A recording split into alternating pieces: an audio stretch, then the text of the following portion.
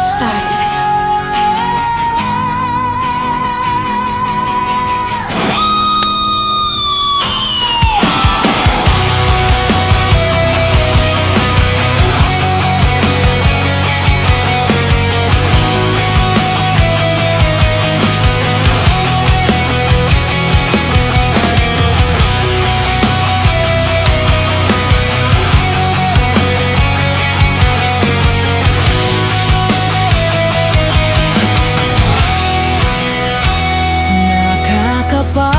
Regalo ng batang sabik, makatanggap ng regalo tuwing Pasko.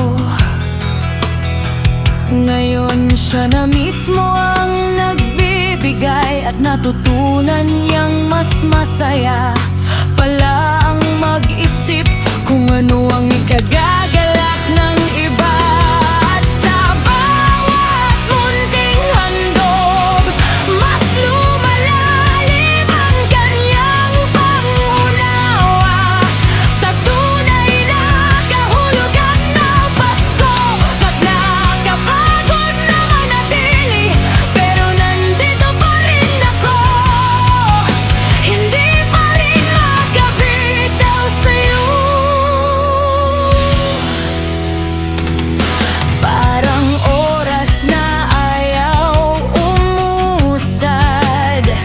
Nakapako sa pagitan ng sana at paano kung pinipilit kong intindihin ang katahimikan mo.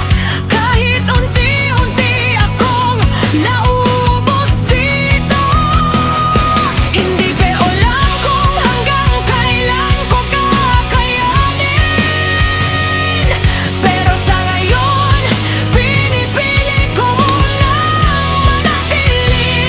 Hindi dahil wala na akong lakas umalis, kundi dahil may bahagi pa rin sa akin na naniniwalang may saysayang lahat ng ito.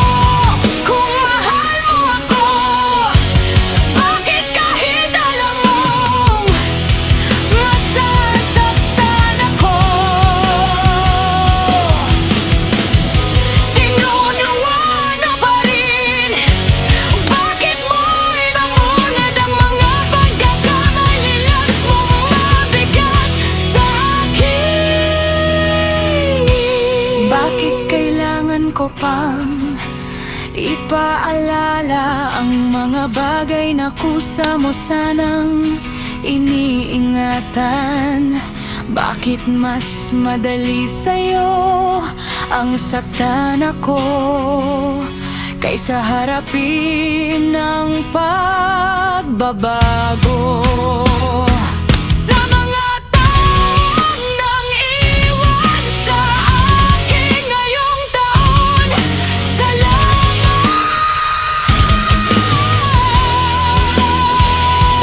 Tinuruan niyo akong piliin ang sarili ko at yakapin ang katahimikan kaysa pilit na presensya. Hindi pala kawala nang mawala kayo, dahil mas natutunan kong pahalagahan ang sarili ko, at mas naging malinaw kung sino ang karapat-dapat na manatili sa buhay ko. Mas masaya pa rin sana ang Pasko at bagong taon kung buhay pa si Lala. Mas puno ng tawanan ng sala, mas may kulay ang bawat kwento, at mas magaan ang pakiramdam ng bawat lasya. Ang mga wesa ay mas masaya, hindi lamang sa dami ng pagkain, kundi sa presensyang nagbibigay buhay sa bawat simpleng bagay.